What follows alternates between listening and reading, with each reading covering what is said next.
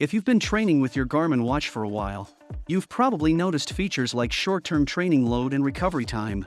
But have you ever wondered how your watch actually knows that information? Let's find out together. First, let's talk about something called EPOC.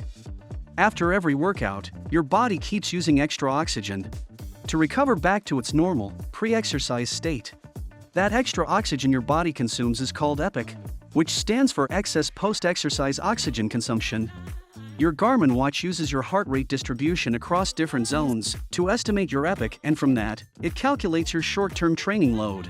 If your heart rate stays mostly in zone 3 or higher during your workout, that means your intensity is higher, the strain on your body is greater, and your EPOC, and therefore your training load, will also increase.